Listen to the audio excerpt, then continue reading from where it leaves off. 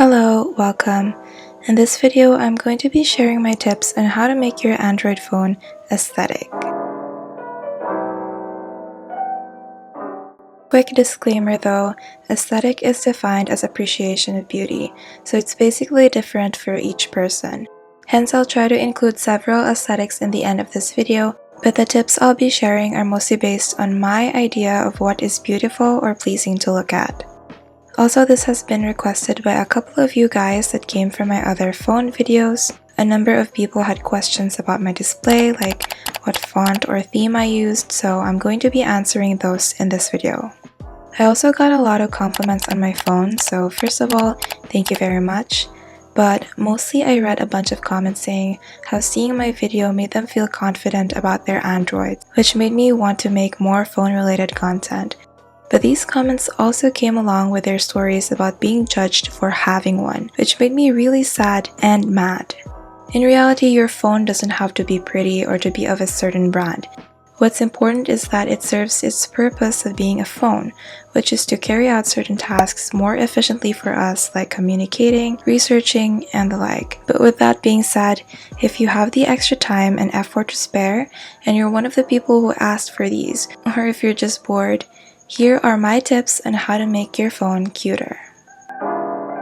First step would be to pick out a sleek phone case. As much as possible, we want a case that looks lavish or high quality. Emphasis on looks because, of course, it doesn't have to be literally expensive. You can get really cheap ones in Shopee. And in buying, make sure to check out the reviews, especially photos, to see how the products look like in person. And because sometimes they just aren't it, sis. Let's say I'm choosing this green bumper case with this Starbucks pop socket. I personally like bumper cases the most because they make my phone look a bit bigger and they offer more protection than the regular jelly or hard case. Plus, this one has that lavish look I mentioned earlier that we were looking for. And despite that, I got it off Shopee for only 70 pesos. Next step would be to choose a wallpaper. You can either start by picking a lock screen wallpaper, then for a home screen wallpaper to match it, or vice versa. I do both, whichever I find first, but for the sake of this video, I'm going to start with the lock screen first.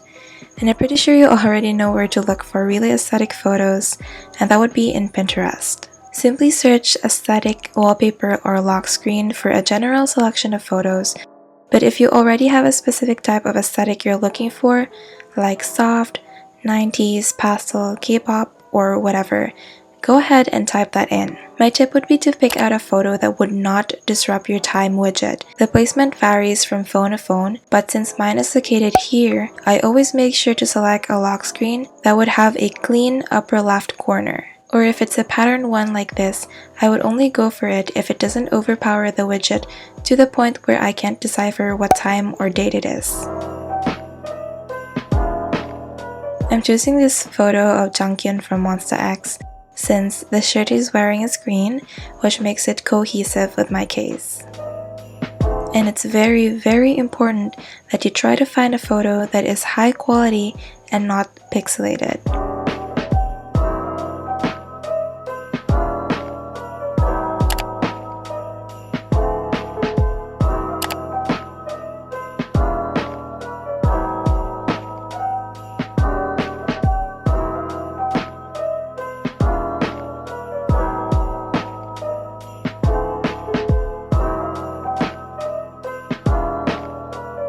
Now, I know a lot of people with Androids like downloading themes or fonts, but personally, I like just having the default settings on. You may then think, what's the point of getting an Android then if you're not going to personalize it? Well, I just like the minimalist and classy look. But if you're someone who likes to personalize your phone, my tip is to not go way too overboard with it. I made this mistake in middle school and I ended up with a super laggy and cluttered phone. But then again, it was what was trendy back then, so... And speaking of trends, I'm not really gonna apply the widget thingy that's gotten popular lately because of the new iOS update. And the reason being, I've had this phone for about 2+ years now, and it only has 64 gigabytes, so I don't want to waste my storage on that. So I guess that's another tip. Don't force yourself to hop on trends or download apps, especially when it could compromise the performance of your phone. So let me just look for a wallpaper again, but this time for my home screen. I think I'm keeping this green theme because of my case, and green's my favorite color as of the moment, so I think I'm going with this one since I like how it's not too plain, but at the same time there's nothing much going on in it that can otherwise make it look cluttered. And I also just love the color combinations. Next, I've always liked keeping my app widgets or icons the way that they are because I find that it's easier to spot the apps that I need when they're like this as compared to when they're like this. But recently, Oppo has made a new system update and apparently we can now edit our icons. And this is just how I customized mine.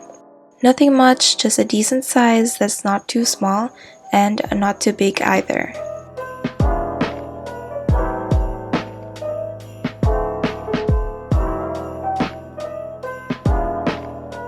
As for how I arrange my apps, I already explained this in my What's on My Phone video, and nothing much has changed since then, but basically, I like to keep my first page blank with only the time widget for a clean space. The second page contains all the essential and pre-installed apps.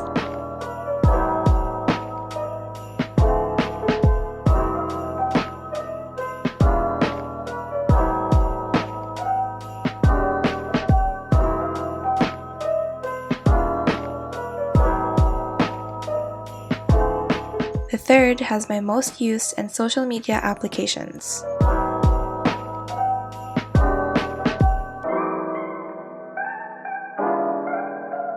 Well, the last one just has a few games which I rarely ever use.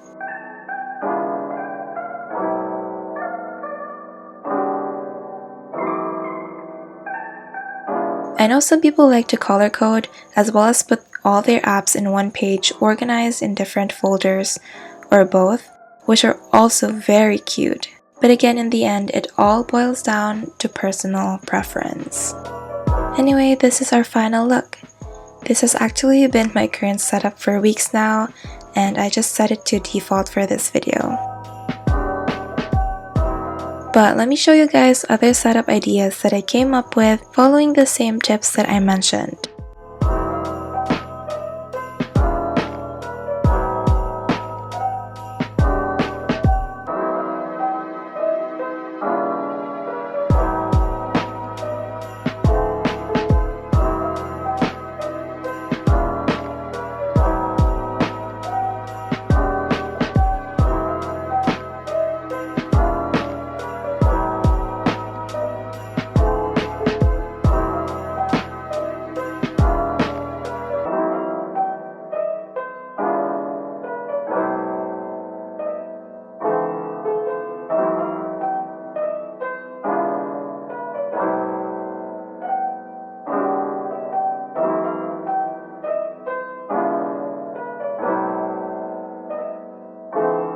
And that is all for this video.